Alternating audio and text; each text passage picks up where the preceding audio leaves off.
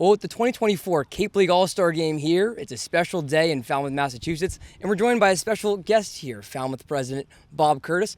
Bob, right up for All-Star Saturday, thank you so much for joining us. Well, thank you for having me. I understand, I'm actually quite honored because I understand the last person to have this interview was Travis Bazzana, who was the #1 draft pick in Major League Baseball this year. The 2024 #1 pick, so 2025 is Bob Curtis. Make sure that you go bet on that right now. Right, Perfect. yeah, that'd be something. Anyway, thank you for having me. Of course, that'd be exciting, and this is exciting too. For the first time in over 2 decades, Falmouth hosting the Cape League All-Star Game. Bob, on behalf of the team, just what is the excitement like here in Falmouth for this game? Well, it's been a long time coming, 20 years, 21 years, and but the excitement has been built up over the last 12, 18 months, actually. And, one of the things that allowed us to do this was over the last 2-3 years, we've done a lot of field improvements so that we can handle larger crowds and accommodate people.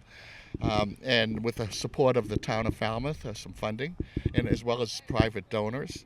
And that's positioned us to have a pretty good field now. We have new dugouts, new safety screening, new bleachers, and so that kind of put us in a position to vie for the opportunity. Yeah. And then when they were looking for volunteer teams, we put our name in, and they said, "Falmouth, you guys haven't done it for a while, so I think you guys ought to do it again." So you mentioned that towards the end, right there, the process of talking with the league, making this happen for the first time, again, in my lifetime and in the lifetime of a lot of the interns that we have here in Falmouth. Yeah. But just what was that process like? The conversations with the league, making sure that you were a good spot and you wanted to show what Falmouth could bring to the league. Oh, absolutely. And there was an inspection of the field very early on before we were awarded the opportunity to make sure that it was a field that could accommodate thousands, 5,000, 6,000, 7,000 fans, and that we had the right facilities. And so it kind of went through there. Then there was a committee formed. We formed a Falmouth Commodore committee, which has been absolutely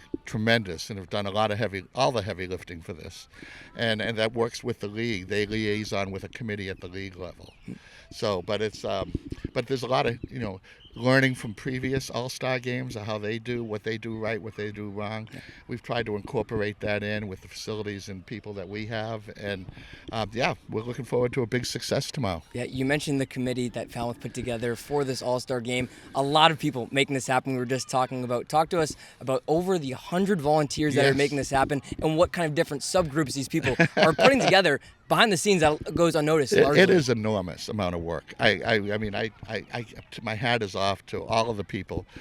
Our internal committee is probably around 15 or 20 people, and that includes the logistics for the parking, logistics for the communications, facilities, make sure we have porta potties and the field's in great shape. Communications, we have a very detailed communication plan that has been implemented to promote the All-Star game. And if you go to downtown Falmouth, and we have pennants hanging from light poles that announce this All-Star game. And nobody's ever done that before. And so it's been a huge team approach.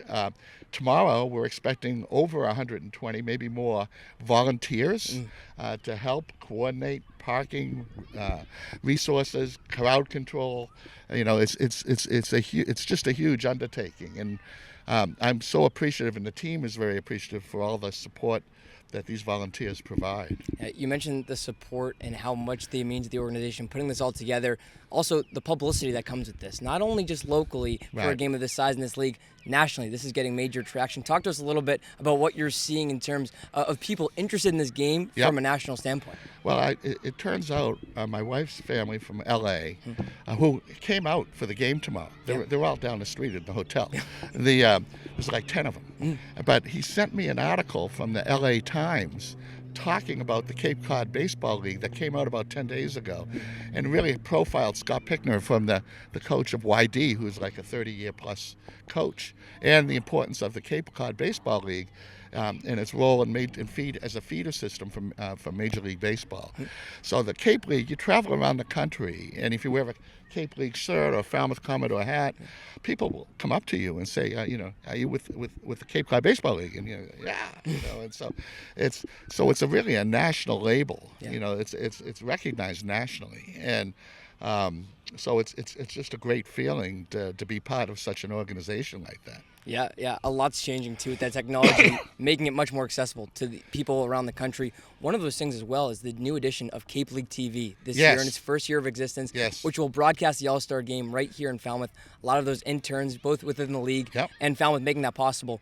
For a platform like that, in which consumers all over the country for Cape League action can see those for the regular season game that's been used all season.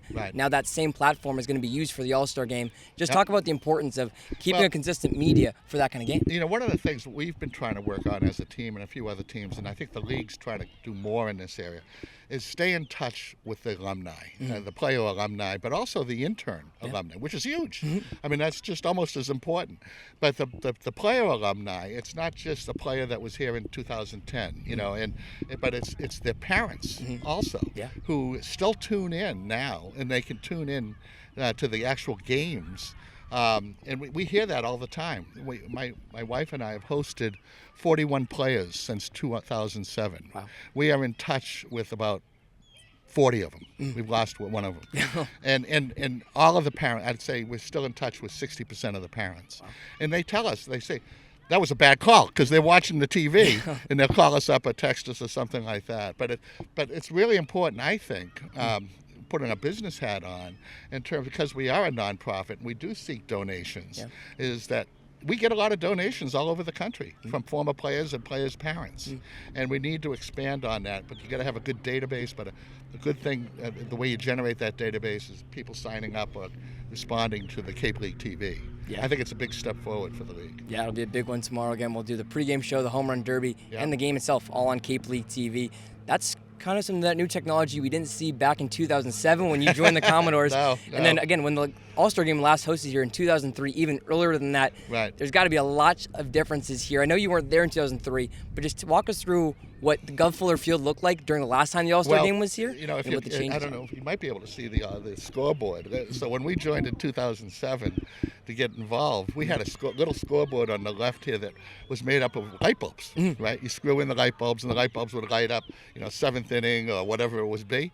Well, it was from the 1980s. And you couldn't buy the bulbs that fit in there anymore. So you couldn't tell if it was the seventh inning or the ninth inning because the light bulbs were all burned out. So working with the Falmouth Road Race, actually, they gave us a grant. We applied for a grant, and we got a grant to replace our scoreboard about 10 years ago now. That's a 10-year-old scoreboard. But just the facilities in and of itself have been so improved, and with the most recent improvements, brand new dugouts. We had concrete falling down on the players in the dugouts. We didn't have safety netting. You know, I mean, that's so essential, right? And but anyway, so with the improvements and the technology improvements that you're involved with, is just huge, you know, and it's the Cape League is stepping it up, and and I think we still have a lot of room to become even a bigger national brand, and you know I'm on a committee, the executive committee, all the presidents and all the general, we all meet and drink coffee, and we actually do stuff. A little bit of work. A little bit of work, and but we're looking at different ways to leverage that and capitalize that for the league. I'm not sure how successful a Green Monster style man-changing scoreboard would be in left field these days. But you mentioned those changes. One of those things that seems to stay the same, it's Jeff Trundy as the manager in the dugout. One of the newest Hall of Fame inductees for this year's class. He'll be honored pregame. So just talk to me about the first time he's been a manager while the All-Star game's here, the importance for this team to honor him in that way pregame. Well, I mean, Jeff is a living legend, quite frankly, and he's. Let's see. I want to make sure I get the years right. He's been head manager since 1999. He was he probably. I got a quarter of a century. A quarter of a century. For Jeff. And we met him obviously in 2007, and he is the gentleman's gentleman. He is so widely respected by college coaches and ex-players that he has been managed. It is just amazing. And when he was being nominated, they had to solicit some letters. I don't know how many dozens of letters that players sent in, letters of support. He's just an absolutely loved figure, and I am so happy he's being honored by entering the Hall of Fame this fall, and for the presentation that he'll get tomorrow. But he's just a classy, really good guy, very humble, very, very humble. He doesn't take credit for much, even though he has brought us along so far and has at the end of the day, I'm going to mention it anyway. We haven't won a championship probably in a long time. Yeah. But that's not. It's not to the volunteers and the fans. That's not the primary objective. Yeah. The primary objective is to provide a good experience for the players and the interns, who I think are underappreciated. Yeah. But because we couldn't do it without the interns too. But but Jeff has managed for so long. It's just he's just a wonderful guy and so highly respected. He's certainly this. Honor he's getting is well deserved. Yeah. Well deserved. Yeah, incredible. And I want to go back to just that point you touched on a little bit about the community aspect and bring this back to the people who own shops on Main Street and they have the Commodore schedule in their window. Just how exciting are you to bring the All-Star game right into their backyard? Oh, absolutely. And in Falmouth, we have a lot of community support. Yep. We really do. And we're fortunate because we have a good-sized town. We have a reasonable commercial base, and these people sponsor. We probably are one of the higher teams in terms of obtaining sponsorships from businesses, local businesses, and we'll get calls unsolicited. We have a team that goes around and contacts people, but we get unsolicited. How can I get involved with the Commodores? I want to put up a banner, or a pendant, I want to take out an ad in your program book or something. And what can I do to help the Commodores? And to the point, an event that you just attended, last Monday, one of our local restaurants hosted a dinner for 40 interns and supervisors, free. It's because they want to do something for the Falmouth Commodores, and I think everybody had plenty to eat. Great chicken tenders. great chicken tenders. And but the community support is really, and we try to give back too. We attend a lot of community events. Strawberry Festival is one. We have readings at the library. These players go out and during the day with their uniforms on usually and interact with different groups. Sheriff's Department, you have a youth program. We'll send some players over there. On the second or third Sunday of June, we have Baseball Sunday, a local church. The minister gears the whole sermon around baseball and actually throws baseballs out into the pews, So our Chamber of Commerce here is very supportive. We get discounts at Jim's Clam Shack for our interns and players, and so the community's really behind us. It's a big part of the town, which is great because it's if you don't have that, you kind of say, I don't know. So, but no, we're very fortunate to have that support. Yeah, great to bring the game to that community here. Will be a fun Saturday. Bob, what are you most looking forward to during that game coming just tomorrow? Well, I'm going to try to stay out of sight so I don't have to do anything and watch the game. I want to watch the game. Enjoy it, right? Yeah, the best I want to players in the enjoy it country. and watch the game. But obviously I'll be here with the family and we'll be here to it.